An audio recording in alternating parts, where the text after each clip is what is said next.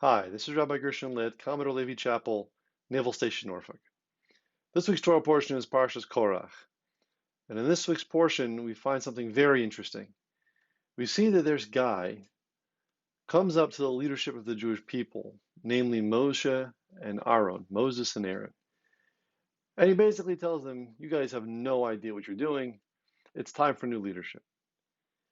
And he leads a rebellion.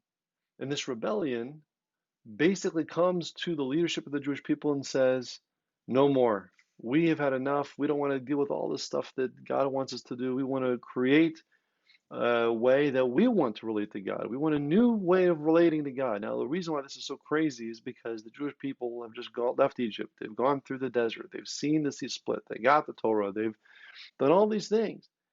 They're following a pillar of fire at night and clouds of glory by the day. They've seen hundreds and hundreds of miracles, and yet they decide, oh, maybe Moses and Aaron, they're not quite up to par. The truth is, that is not what Korach was really trying to do. He wasn't just trying to convince the people that Moses and Aaron got it wrong. He actually wanted the power for himself. He wasn't just coming to the people and saying, I have a better way. He was saying, I am the way. Often in life, when ego pops up and we think that we are God, so suddenly everything shifts, everything changes, and we lose focus of what's really important. And all of a sudden, we might find ourselves in a place that we never even really intended.